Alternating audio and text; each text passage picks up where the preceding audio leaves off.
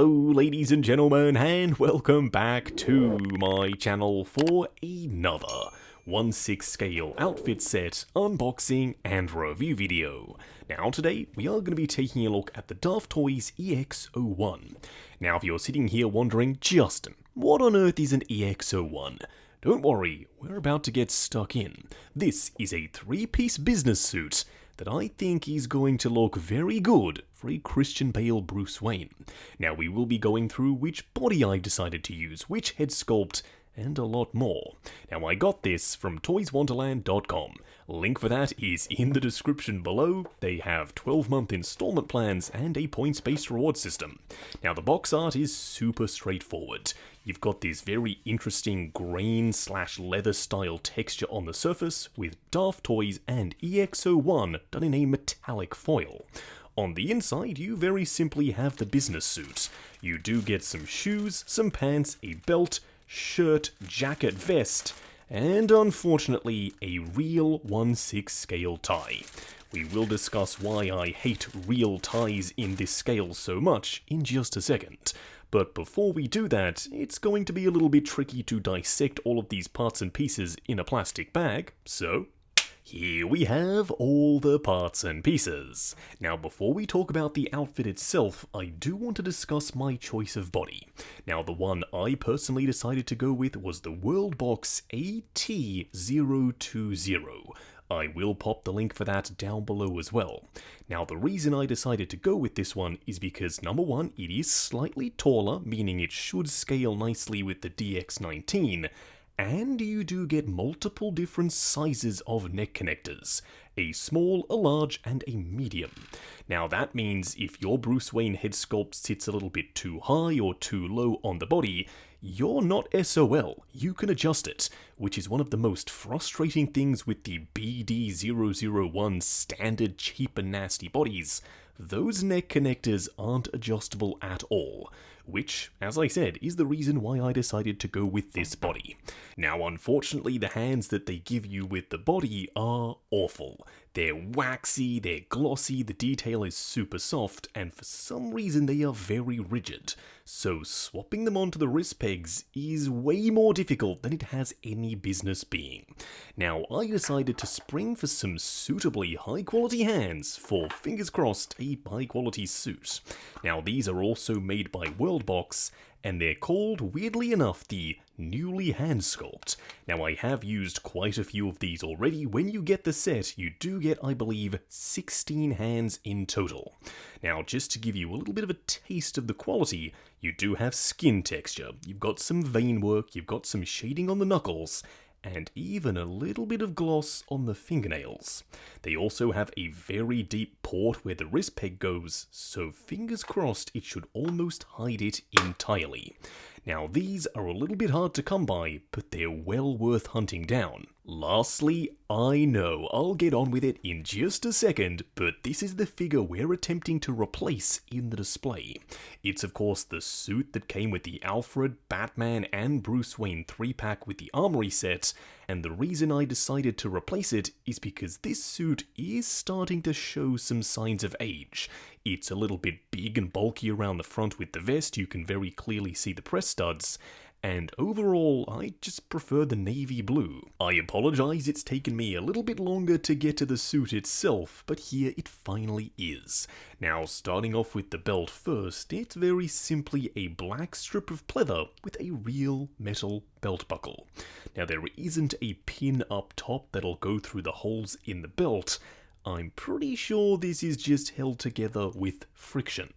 Now, the pants are a nice thin fabric. They are navy blue with a lighter blue pinstripe. You do have a proper Velcro closure up top, some real pockets, and a nice wide leg down below. I'm pretty sure this is accurate to the suiting styles of 2008. And I guess the same thing can be said for the jacket. It's a little bit longer, it's nice and broad at the shoulders with some significant padding up top, and you do have 3 buttons that do sit rather high. Now they are real buttons, so technically you could do them up if you wanted to, but for me, I'm just going to leave them undone. Now you do have some lining on the inside, the vents have been pre-cut for optimal posability. You also have some real working pockets in case you wanted to put something in there. Now, what I mean by the suit style is that as the eras tick by, suit designs tend to change. Nowadays, jackets are getting a little bit smaller. This one is quite a lot longer. And you'll see what I mean when we pop this on the figure. As for the shirt and vest, I have left them combined. You do have some faux buttons on the shirt, and this is also a super thin fabric. You've got some press studs along the front, and you have some press studs for the closure for the vest. Now, the vest is much thinner as compared to the Hot Toys one, which you'll recall was one of my complaints. Now, around the back, they have used that same kind of shiny-ish material that we saw as the lining for the suit jacket, and you have this little strap down below so you can cinch it nicely around his waist. Up front, these buttons are fake, but at the very least they are real metal. Now, if I did have one complaint for the set, it would be this tie. Now, I don't know if you've ever sat down and tried to tie a full Windsor knot in 1/6 scale, but my hands aren't 1/6 scale, so it's incredibly difficult to do. Now, the material itself looks really good. There's a nice weave on the surface, the colour is on point, but I would have preferred a faux tie every day of the week. Now, you also get a tie bar and a collar pin, which isn't super accurate for this particular look for Bruce Wayne. Now, you do have BW etched into the tie bar, which is a very nice touch. This is kind of more meant for the suits that Ben Affleck wore as Bruce Wayne rather than the suits that Christian Bale wore. So for me, I'm not going to use these accessories. As for the shoes, they look awesome. The sculpt work is crisp and clean. They are, of course, brogues with this interesting design work up front. You do have some fully sculpted in laces. They are painted in brown with some black shading on the surface. On the underside, you have some stitching and some tread work fully sculpted in. Now, unfortunately, you don't get socks to go with the shoes. Normally, I'm pretty sure Daftoys would do that, but this time I think because the pants sit so low, you won't see the connection between the ankle and the shoe itself. At the very least, that's what I'm hoping. What we are going to do now, though, is get Bruce Wayne himself fully assembled on the turntable and take a closer look. Here we have him standing straight up and down in the light box, no crazy poses or accessories or anything like that, and I can tell immediately that some of you are simply not going to like this suit.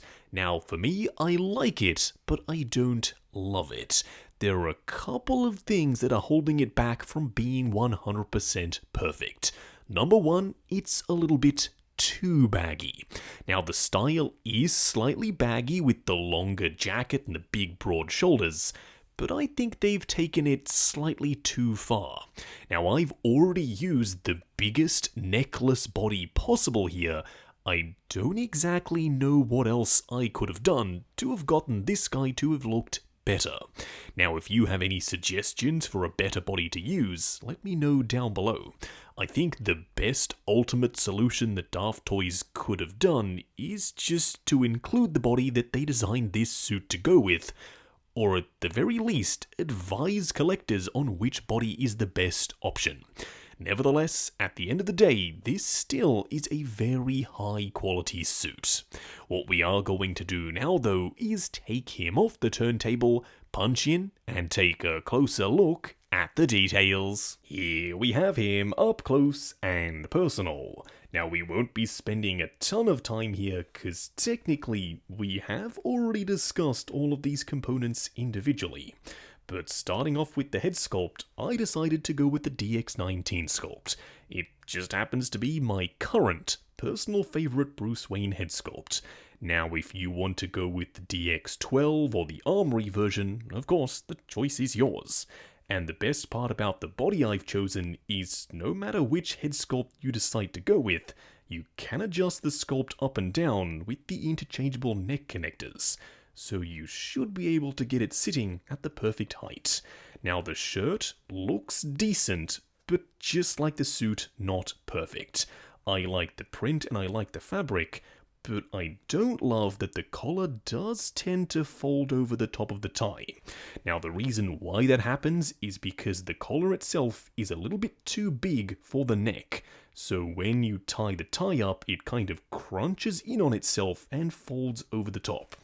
Now you can try and mitigate this by tucking the collar up underneath the top of the vest, but over time it will work its way back out. Now the tie was tied by yours truly, and I know it's far from perfect. I will probably attempt this a few more times before I finally get it just right, but as it stands it gets the job done just fine. Now the vest does connect up with press studs, and it's a nice, flat, almost seamless connection. You can still see them from the side and technically from front on, just a little. I'm talking about that one right there, but for the most part it looks very good. Now I have decided to omit the belt entirely because the belt buckle is a big, thick metal piece. It kind of pushes the bottom of the vest out, making it look like he has a potbelly. Now if you want to go with the belt, once again, just like the Headsculpt, the choice is yours. Now the jacket is a little bit big and bulky.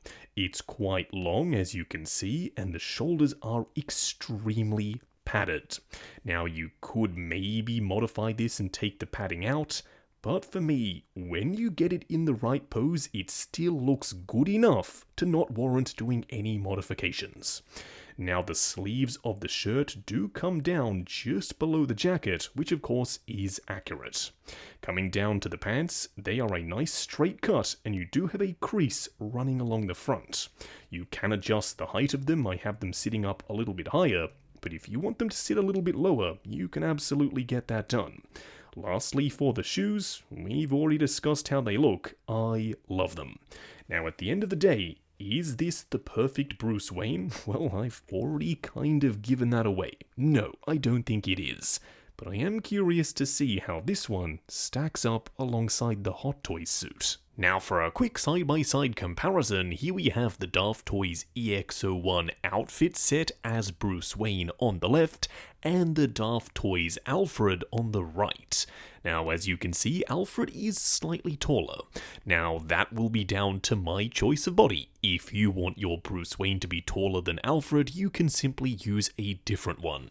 Interestingly enough, Alfred came as a full boxed figure, but Bruce Wayne didn't. I would have loved to have seen their take on a proper full-on release with a bunch of accessories and their own head sculpt, but at the end of the day, once you assemble it, I guess this works as well. Next up, here we have the DX19, and I cannot get over how good that figure looks. Nevertheless, as you can see, he's pretty much the same height as Bruce Wayne, which is exactly why I went with this body. I knew the scaling was going to be on point going in, and now that I'm seeing them standing together, yeah, it absolutely is. This shot right here is probably going to be the one that helps me, along with a couple of you, decide which Bruce Wayne suit to go with in the display. Now I've used the exact same body here, and they're both using the DX19 head sculpt, so the only difference is the outfit and the shoes. Now, for me, I like certain things from each suit, which I know doesn't really help all that much. I like the colour of the Daftoys suit, but I like the fit of the Hot Toys one. It is, however, a little bit thicker, which means it doesn't lay as naturally on the body. But then I prefer the Daftoys shoes. Now you might be thinking, oh, well, can't you just kit bash your own perfect version of Bruce Wayne? And yes, you absolutely could, but it doesn't really solve the thick material issue. So for me, I am ever so slightly leaning towards the Daftoys one, but the Hot Toys one is also no slouch. Just going over articulation. Now, bear in mind, this is my personal copy of the figure, so I'm going to be a little bit more careful. I'm sure when you get yours in hand, you can push the joints slightly further than I am willing to go. Also, the range of motion will vary drastically depending on your choice of body. Now, starting off with the head sculpt, it is on a ball joint at the base of the neck. Looking forward and back, swivel and then pivot side to side. The arms will go up to there, they will go forward and back, butterfly joint at the shoulder, swivel at the bicep, double bend at the elbow, and then of course a regular 1/6 scale wrist peg. You do have a ball joint at the midsection and another at the waist. Crunching forward and back, swivel and pivot side to side. The legs will go forward to there, they will go out to there, swivel at the upper thigh, double bend at the knee that gets you just past 90 before the pants start to pull just a little. And then of course a ball joint plus a hinge swivel down here for the ankle. Just wrapping up on the Daftoys EX01 outfit set. Now going into this, I was really excited. You all know I love my outfit sets. You start off with a couple of pieces of clothing, a body of your choice, and a head sculpt from another figure, and you assemble it all to create your own DIY 1/6 scale figure. And that's exactly what we've done. But the suit isn't perfect. Don't get me wrong, it's very, very good. I like the color, I like the material, it's super thin and perfect for 1/6 scale. But the way everything hugs the body is just slightly exaggerated. What do I mean by that? Well, this particular style of suit is specific to the era it was based off. 2008, when The Dark Knight released, which means the jacket is slightly longer, everything is a little bit baggier. But they've taken it way too far. Everything is too baggy, which means you are going to have to sit down and spend a lot of time getting this to look as good as possible. It's not impossible, it definitely can be done, and in the right pose, this sings. But if you don't do all that work, this is going to look like a young lad wearing his dad's business suit. And I can already hear the complaints starting to roll in down below. But if you know what you're doing, you're going to be able to get the most out of this suit, and you're going to have a killer Bruce Wayne in the display. Is this going to replace the Hot Toys suit in my collection? Well, the jury's still out, so I'll turn the question back over to you. What do you think, the Hot Toys suit or this one? Now, I got mine from toyswonderland.com. Link for that is in the description below. They have 12-month installment plans and a points-based reward system. While you're down there, why not hit that subscribe and bell notification icon so you're notified as soon as a brand new review goes live on the channel. Also check out the join button for Justin's Collection Plus if you like the sound of seeing your name in the end credits of my reviews. Like, comment and subscribe, and we'll catch you in the next video.